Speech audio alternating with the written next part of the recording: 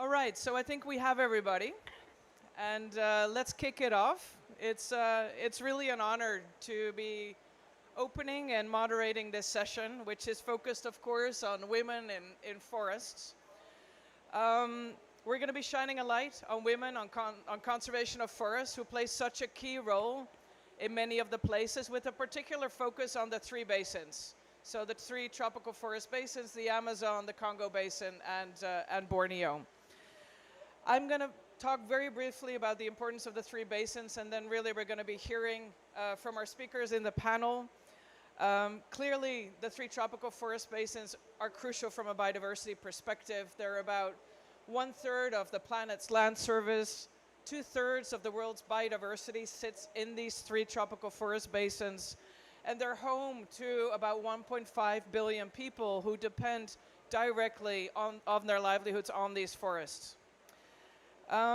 We also know that these forests are incredibly under threat. About 96% of the deforestation in the world actually takes place within these tropical forests. So, this is an amazing threat to biodiversity, the many species, plant species, animal species, and so forth, but also to the livelihoods of the people who, again, depend so much on these forests. So we need to do what we know is best, which is really focusing on collaboration in conservation and focusing on leadership that is locally led and inclusive. It's only by making sure that the people who live and work in the places we're trying to conserve, that they are in charge of the conservation activities, that we know we can pursue more sustainable outcomes.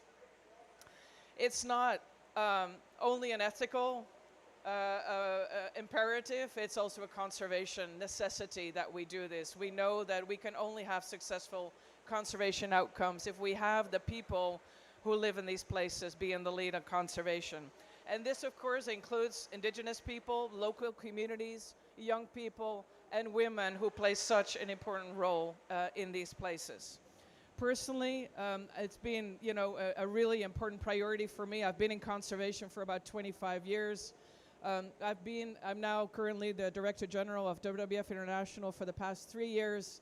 And one of the big shifts really that we are making globally across the world is on locally led conservation, and working with and through people like these women on stage in ensuring that they are leading on conservation. And that means focusing on rights.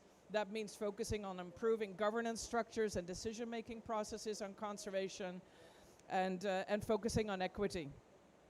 So today we'll be hearing from the voices of some of the strongest women in forest conservation across Amazon, Congo, and Indonesia. And the nice thing about this session is that we'll first be hearing from them, but then we'd also like to hear from you. So it's a bit of an experiment. We're going to see how this is going to work out, but we're going to listen to the panel, and then we're going to break up into small groups, which is really about networking, being able to have conversations and discussions, and anything else that you guys would like to discuss in smaller group formats. So I hope that all makes sense. Right now I am going to turn to the panel, and I'm going to actually sit there. Although, is there a mic there? Yeah, there is a mic. Let me join you here. So we're going to start with the three representatives from the three forest basins. We have Rose Pelagi Masso. Nice to meet you. Rose is a Cameroonian activist with Refakov, dedicated to empowering women in forest governance and sustainable land management. And your work focuses on restoring degraded ecosystems, promoting gender equality, and creating income-generating opportunities for rural communities in Africa. So welcome. We have Valeria Paye, the Executive Director of the Podali Fund in Brazil, with her translator. Welcome to you as well. Valeria is an indigenous leader from Brazil's Amazonian region and is the Executive Director of the Podali Fund, the first indigenous managed fund in the Brazilian Amazon. Valeria has played a pivotal role in strengthening indigenous movements, advocating for climate justice, and ensuring equitable access to resources for communities in the front lines of conservation. And then we have Tanti Budi Suryani. Tanti is an Indonesian researcher and program manager at Dana Nusantara, where she leads efforts to reform climate finance and improve access for indigenous and local communities. With expertise in social forestry and governance, she advocates for inclusive policies that strengthen community resilience and environmental stewardship. So welcome. So I'm going to start with the three of you first and ask you the first question, which is, can you please share a pivotal challenge that you faced in your leadership in forest protection efforts, and how did you navigate that moment, and what are some of the key lessons or advice that you could share and offer to this group? So why don't we start with you, Rose?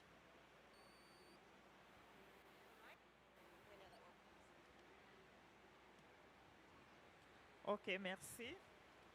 Je voudrais déjà remercier les organisateurs de m'avoir invité à cette session. Et pour moi, c'est un véritable honneur. Parlant de la question posée, à mon avis, il y a plusieurs défis. Mais personnellement, le défi que je pourrais relever ici, c'est le patriarcat. Vous savez, dans la tradition africaine, les femmes n'héritent pas.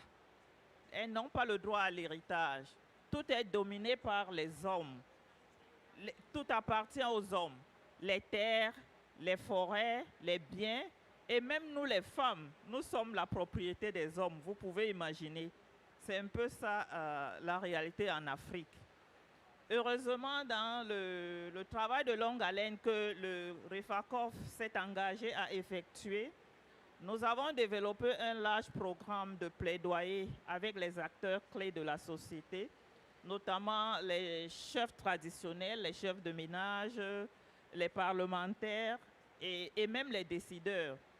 Et dans ce programme de plaidoyer que nous avons organisé pas mal des sessions d'information et de sensibilisation avec les chefs traditionnels, avec les chefs de famille et les chefs de ménage, pour leur montrer la nécessité d'attribuer aux femmes comme aux hommes, aux garçons comme aux filles, les mêmes droits. Et à l'issue de ce vaste programme, nous avons par exemple, en ce qui concerne la sécurisation des terres, nous avons développé une approche que nous appelons l'ILACLE. C'est un concept à travers lequel nous amenons les chefs de famille, les chefs de village, les chefs de ménage, comme j'ai dit tantôt, à comprendre la nécessité de faire hériter aussi ou de faire octroyer les droits à leurs enfants, qu'elles soient filles ou garçons. Et dans ce programme, nous avons commencé par travailler sur la restauration des paysages. Vous savez, les terres auxquelles les femmes ont accès généralement, c'est des terres suffisamment dégradées où il n'y a presque plus d'arbres. Donc les femmes ont développé des programmes de restauration sur ces espaces-là, notamment la restauration des vergers de cases, parce que là, il s'agit des fruits, des arbres fruitiers. Et cela a un triple avantage, parce qu'avec les arbres fruitiers, non seulement on reconstitue le couvert, mais on a de la nourriture, parce qu'à terme, ces arbres produisent les fruits que la famille consomme et améliorent la santé de tous les membres de la famille, mais aussi également une source de revenus pour les femmes qui peuvent maintenant améliorer leurs conditions de vie.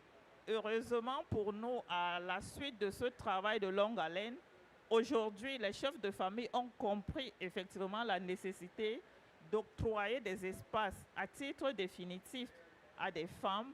Et c'est comme ça que nous avons déjà, pour un premier essai, 100 hectares de forêt qui ont été sécurisés au profit des femmes, des filles et même des veuves dans des familles. Et c'est un concept qui prend vraiment de l'ampleur. Et à ce jour, ce sont même ces chefs de famille qui nous appellent, qui sont intéressés par le concept pour que nous continuions à faire ce travail. Donc, pour un début, voilà ce que je peux dire concernant la question qui m'a été posée.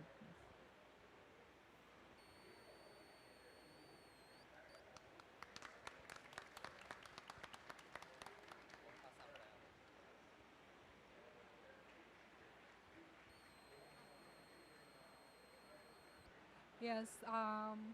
In Nusantara Fund, we doing the direct funding mechanism to support the indigenous peoples and peasants, um, fisher folks, women's and youth groups.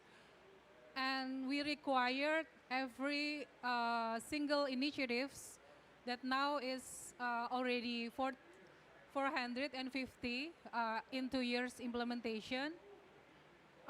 We required in every initiative they should mainstreaming at least 30% of women is participate. But we what we lesson. I mean the challenge is after we uh, review in this year. Actually, only 10% of the 12% of the total initiative that stand alone by the women itself.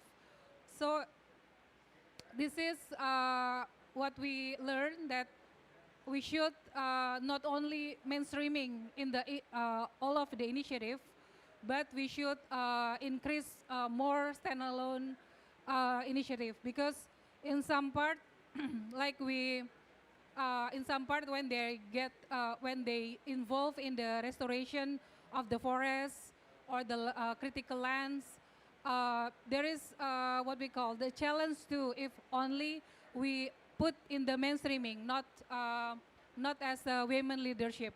We compare like 12% women leadership in our support is more what we call the quality of women involvement there is better. I mean, like when women care about the forest, about the how they restore the lands or they doing marine protection, they also care about the families' livelihoods, and also they care about liberate the woman itself. So this is what we plan to do in the next year, that we should increase the numbers into the 30% standalone support. That's what we plan to do.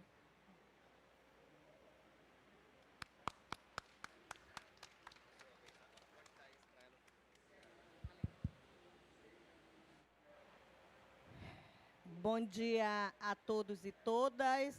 Agradeço por estar aqui para esse diálogo e vou passar aqui para o meu ajudante. Good morning.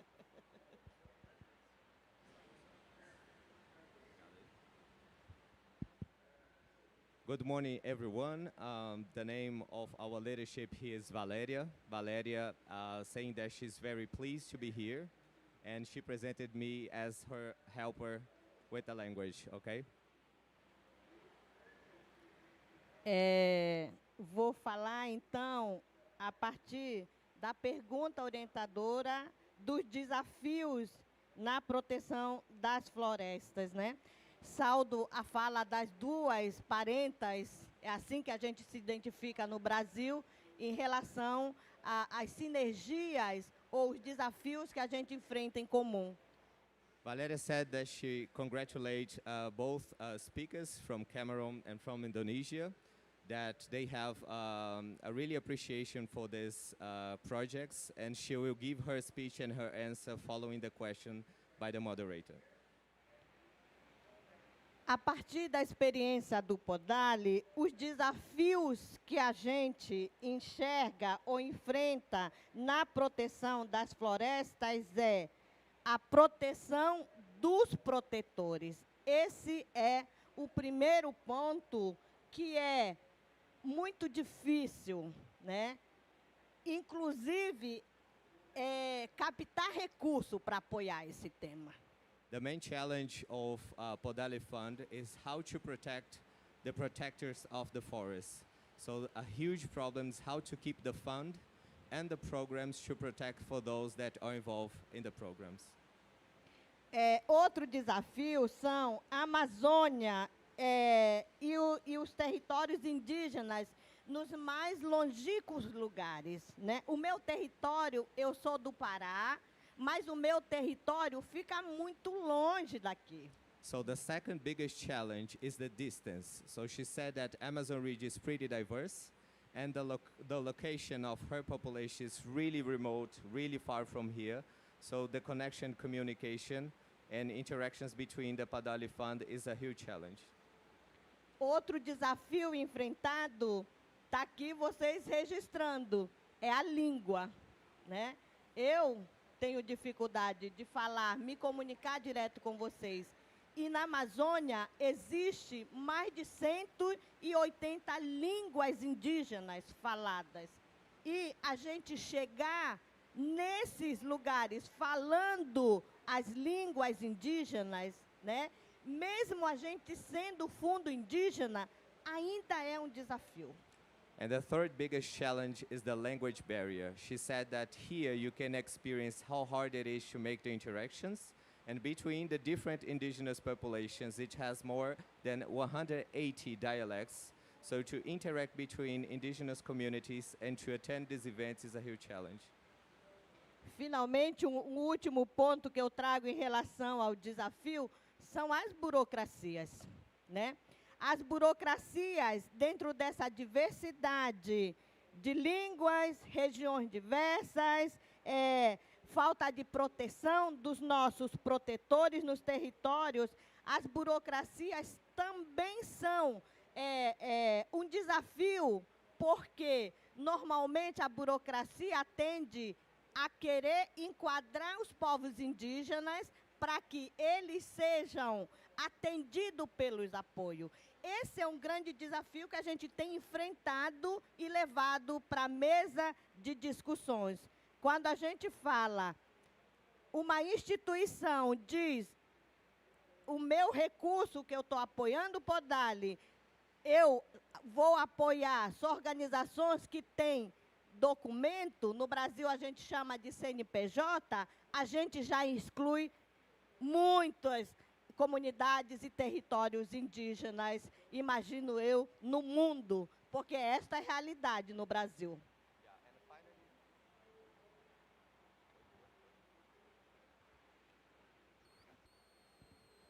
And finally, the last challenge, Valeria shared with us how the bureaucracy process are really hard for Podali funds.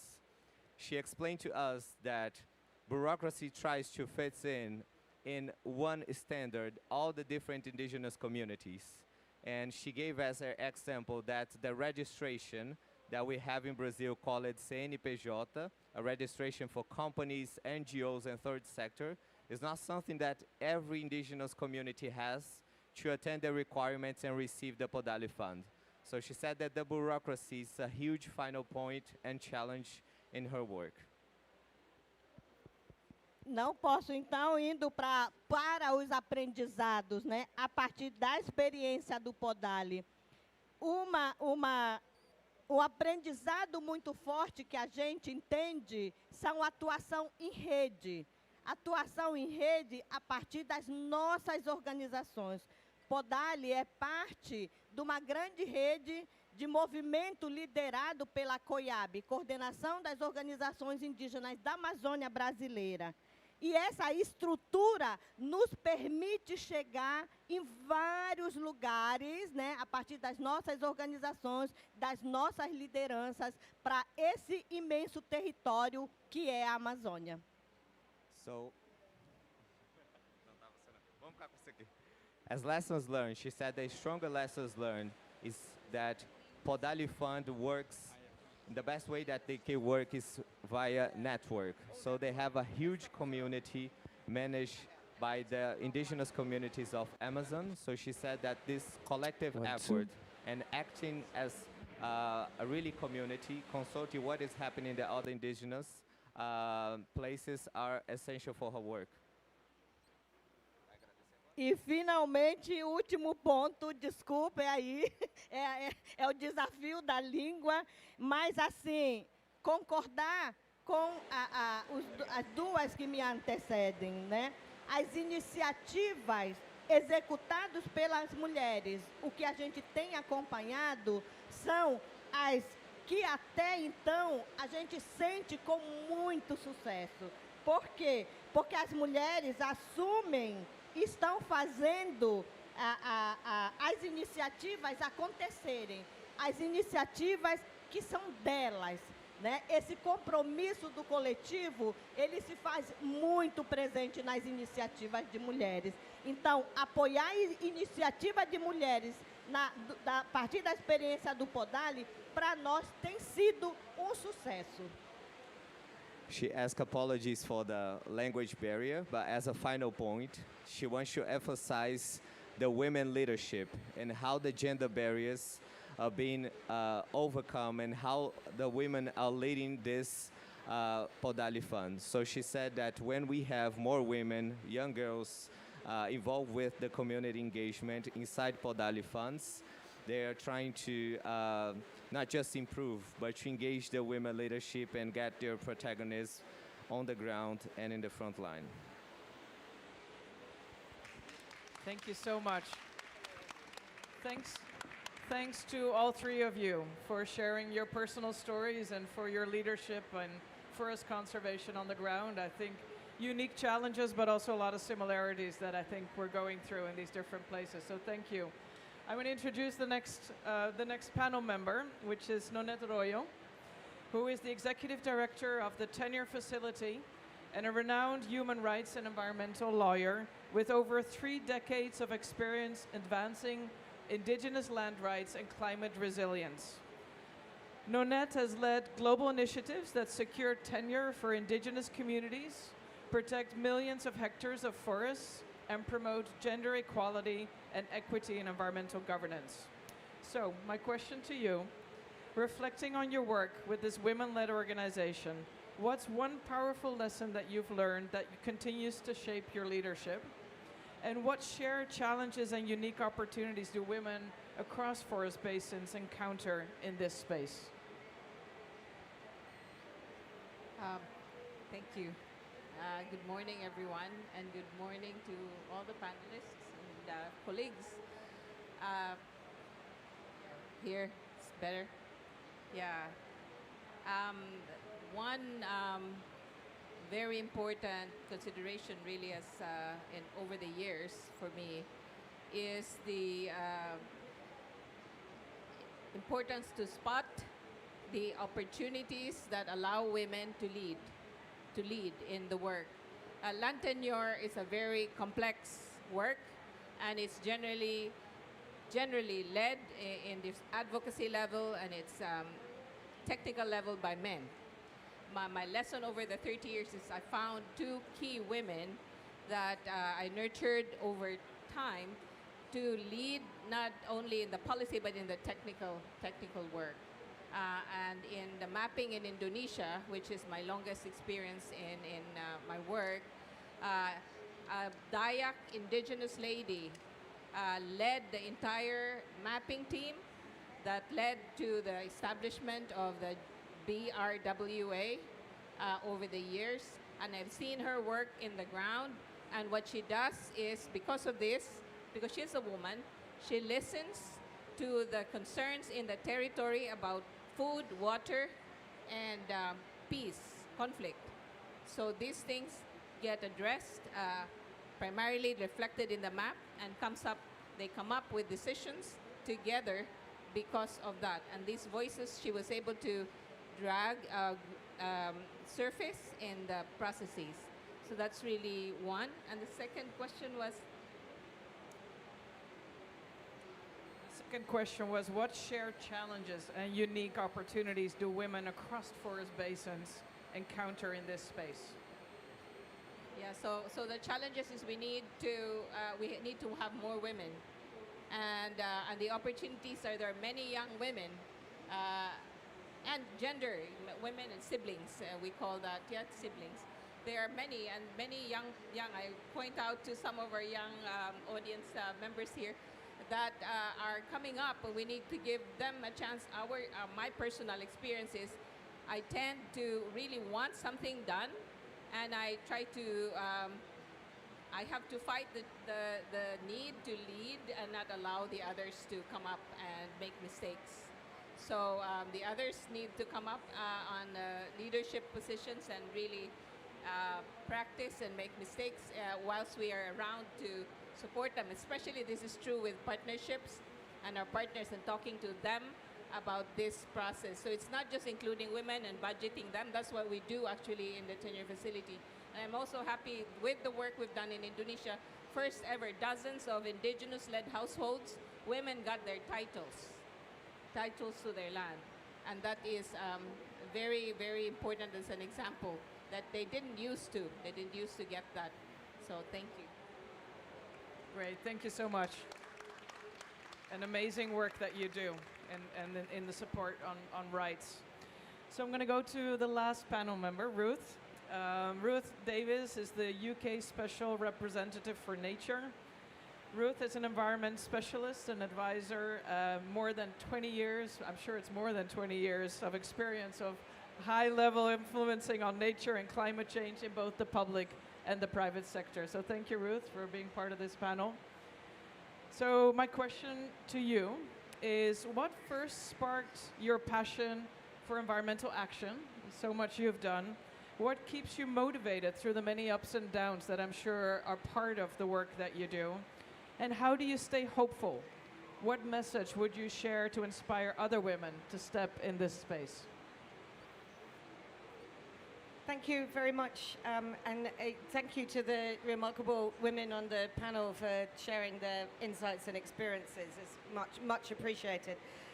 I will try and keep it like we've all been here for quite a long time in this COP, and I'm going to try and keep my stuff quite simple and maybe a bit more emotional than I would normally do in these circumstances.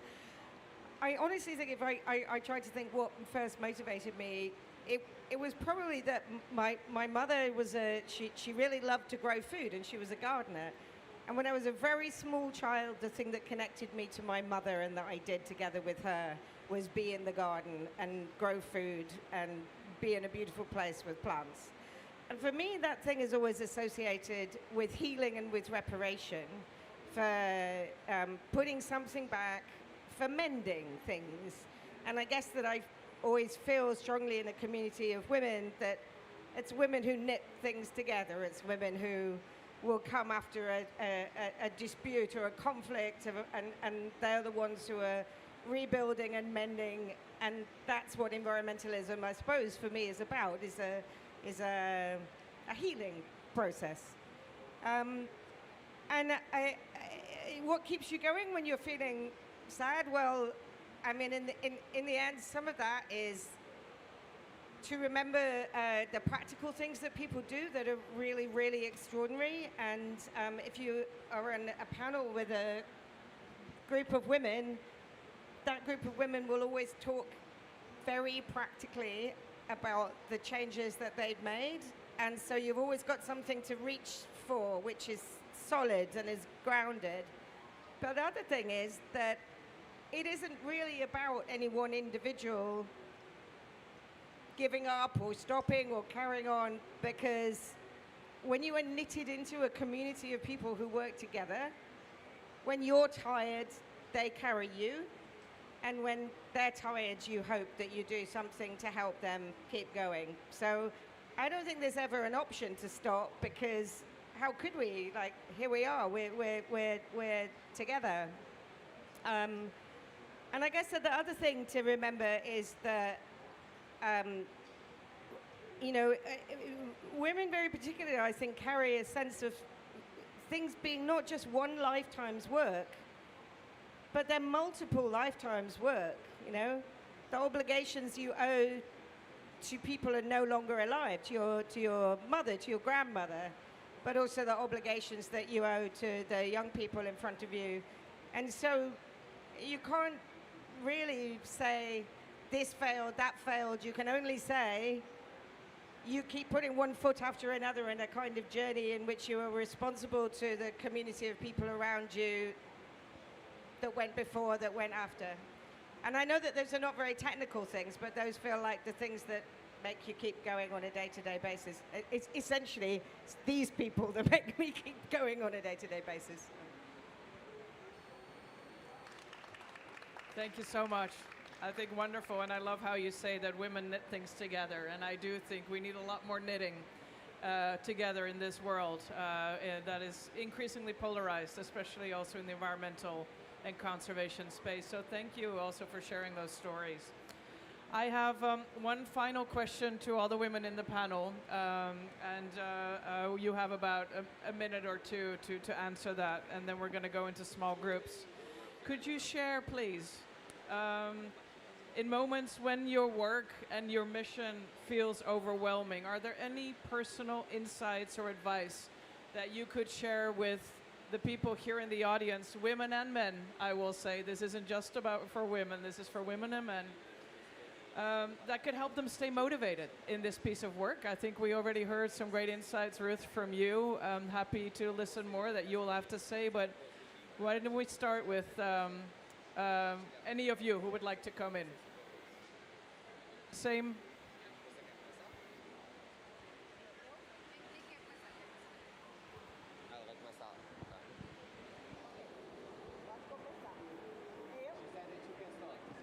Okay. For me, it would be hanging out with my women friends to cook together or get a massage together or dance. That really relieves me and it gives me more power.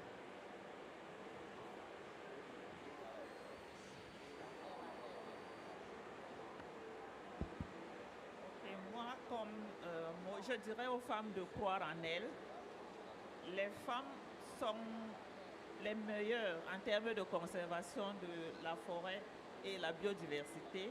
Elles ont la connaissance et le pouvoir. Les femmes ont la solution et en fait, elles sont la solution.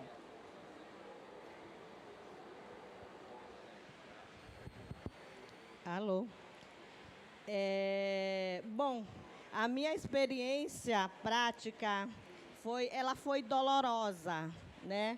Foi no enfrentamento da Covid, que afetou a todos nós. Mas aqui no Brasil, tínhamos um governo muito contra indígenas, né? E a gente teve que assumir a defesa, o combate e o apoiar dos nossos parentes.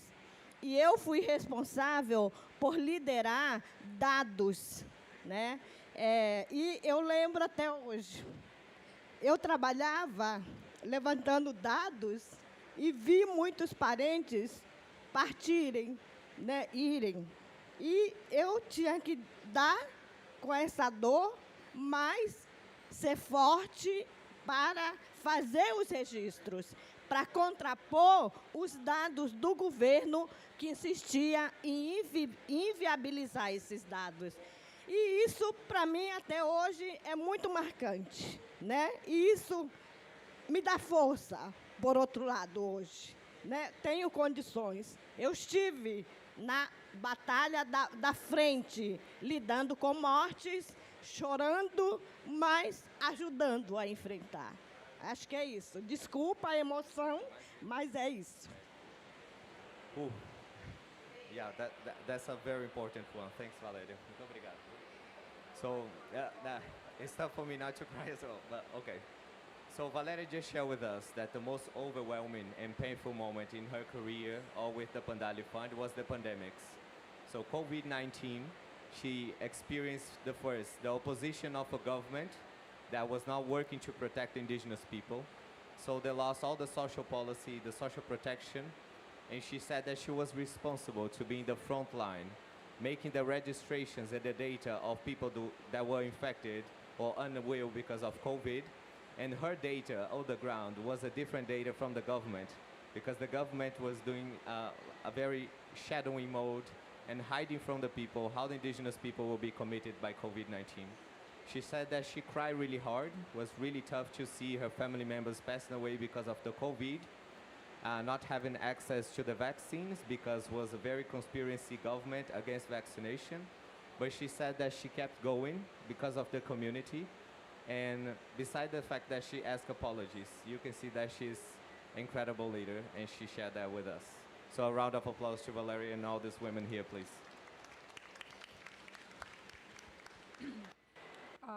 The moment that I know that most of our direct funding mechanism is mostly goes to the only on the mainstreaming part. It's not in the standalone. It is make me a bit shocking. And then in some cases, some funds mostly less involve the women's, but the women's doing the biggest part. So it is make me and our team is like a bit shocking on that, and make us like actually we tell the boss, and we hope that they can doing or take the more better policy on that. And then but we what we when at that moment we also see the data from 12% that women leadership create a better impact there. So this is like in South Kalimantan, there is the indigenous women there.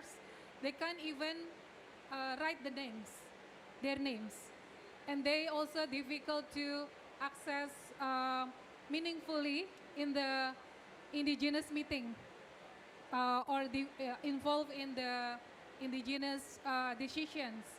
But when we think that they really have a very good literation in the customary schools they created, at that time they after the project they can read their written down their names, and they can read even for the process put in the registration or put in the can read the meeting notes of the indigenous meeting, something like that.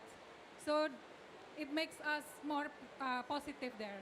Yeah, that's the moment.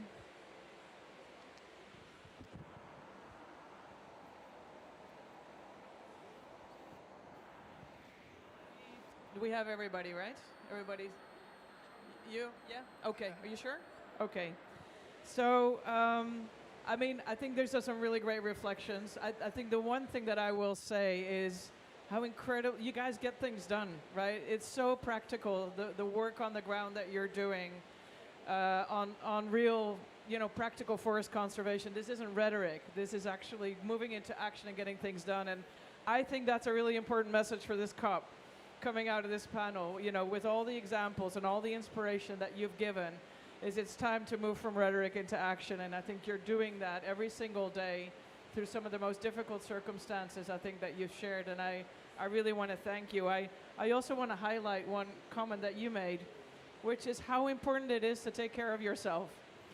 Through all the difficult moments, going to massages, and saunas, depending on where you live, and other things, I think is really important, not only to take care of yourself, but also to bring different people together, I think, from the community. And you can see, I think, from the panel members, how important a role women play in conservation. One last thing I'll say about my own role. I've been in conservation as well for decades, but more in international conservation in different parts of the world. It seems for a long time to still have been very much driven by men. For me, I've been the first Director General who is a woman in 65 years at WWF at the global level. I was the CEO of WWF Netherlands. I was the first woman CEO of WWF Netherlands. I was the first Conservation Director at WWF Netherlands. There have been a lot of firsts. I never thought about it. But it's really interesting. But I'm hoping that this shows how important the voice of women is in conservation. And we need men and women. I want to be clear about that as well. We need the diversity in voices because we all bring different things to the table. Whether you're working on the ground or whether you're working on international conservation at a global level. So I'm hoping that it is inspiring for all of you here. I hope it inspires also a lot of the young women to keep going. We've just launched a really cool program at WWF to focus on women, especially in Africa, to bring them more into conservation and help train and support young women in conservation on the ground, to focus on conservation. And so we'll keep doing that and playing the role that we can play to focus more on inclusive conservation. So with that, I think we're coming to the close of the panel. And I just want to thank all the panel members again for sharing all their personal stories. And we're now going to move into the second part of the session, which really is conversations and engagement in small groups with some of the women here present. I don't know if we have a slide, but I don't think we do, in which case I'll just speak to it. We've got a few mentors. We have Maggie Charnley. So Maggie is the UK International Forest Unit Director. And Maggie will invite us to explore how empathy isn't just a soft skill, but it's a strategic advantage.